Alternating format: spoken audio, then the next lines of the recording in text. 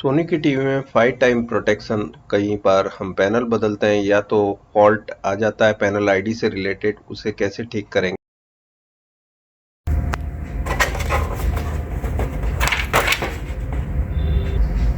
इसमें प्रॉब्लम क्योंकि टिकॉन का है तो हम ये जो मदरबोर्ड है इसे निकाल लेंगे।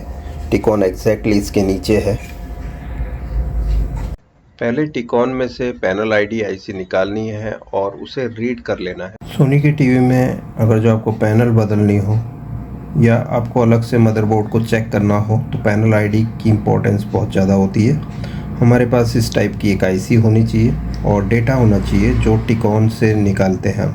कैसे निकालेंगे टिकॉन से डेटा जो ओरिजिनल पैनल में लगी होती है ये आईसी, उसका डेटा कैसे निकालेंगे आज के वीडियो में देखेंगे। ये काम करने के लिए हम RT809H प्रोग्रामर का यूज़ करेंगे। पैनल आईडी किस तरह से निकालना है आज के वीडियो में देख रहे हैं, तो इसे डबल क्लिक करके ओपन करेंगे। स्मार्ट आइडेंटिफाई और 25 सीरीज़ और 24 सीरीज़ दोनों के लिए एक ही है। तो हमने समस्या ठीक कर दी है। अभी दोबारा से स्मार्ट आइडेंटिफाई दबा के ये कर लेते हैं और ओके, ठीक है। तो यहाँ पर आप देख सकते हैं ये डिटेक्ट तो हो गई, लेकिन 14 आईडी में से एक हमें चॉइस करने के लिए बता रहा है।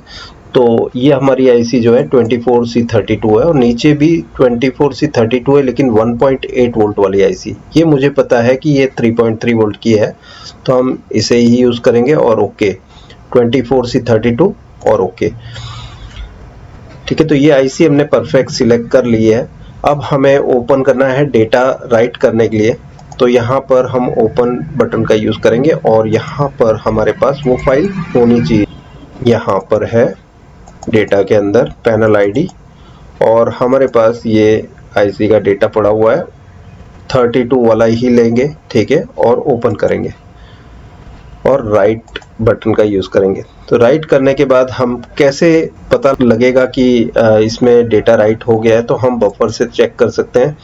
इसमें मॉडल नंबर आ जाता है, 43 इंच की हमारी पैनल लगी हुई है इसमें, तो यहाँ सारी चीज़ें जानकारी आ जाती है।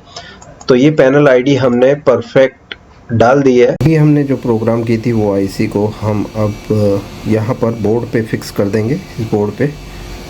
सो आईसी को निकाल लेते हैं प्रोग्रामर सॉकेट में से, ठीक है, और इसे अभी यहाँ पर इंस्टॉल कर लेंगे।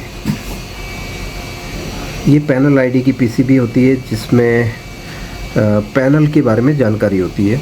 ये सोनी का मदरबोर्ड जो होता है उसमें प्रोसेसर पहले यही पैनल की आईडी देखता है। अगर जो ये आईडी मिल जाती है तो टीवी चालू रहता है, अगर जो ये आईडी ना मिले तो फिर टीवी 5 टाइम ब्लिंक में चले जाता है। तो ये एक सबसे बड़ी समस्या रहती है जब आप डिस्प्ले चेंज करते हैं या आप मदरबोर्ड को अलग से चेक कर रहे हैं, आपके पास डिस्प्ले नहीं है, कोई टेक्नीशियन आपके पास मदरबोर्ड लेके आया है खाली, तो आप किस तरह से चेक करेंगे वो बता रहा हूँ मैं। ओके, ये आईसी लग चुकी है। अब जो कि हमने आईसी लगा ली है, अब मैं बता देता हूँ आपको वायरिंग कैसे करनी है। ओके, और आईसी लगाते समय एक और चीज़ का ध्यान ये रखना है कि ये जो पॉइंट है और ये डॉट, ये दोनों आमने सामने होना चाहिए, वरना आईसी गर्म हो जाएगी और ख़राब होती है। सो यहाँ पे हमें 4 वायर्स लगाने की ज़रूरत पड़ेगी मदरबोर्ड के साथ। 3.3 वोल्ट, SDA, SCL और ग्राउंड। टेस्ट पॉइंट याद रखिए, ये SCL और ये SDA का है। सो यहाँ पे हमने SCL पॉइंट को सोल्डर कर दिया है, अभी SDA पॉइंट सोल्डर कर देते हैं। सो हमने दोनों तारों को जोड़ दिया है, SDA और SCL, ठीक है। और यहाँ पर पैनल आईडी पे भी हमने यहाँ पर SDA SCL पे कनेक्शन जोड़ दिया है। अभी हमें 3.3 और ग्राउंड देना है इस पीसीबी को। सो यहाँ पे हमने पैनल आईडी से रिलेटेड सारी वायरिंग कर दी है। 3.3 वोल्ट हमने यहाँ से दिया और ग्राउंड PF की दूसरी एंड से, ठीक है। और यहाँ पर हमने डेटा एंड क्लॉक सोल्डर कर दिए हैं।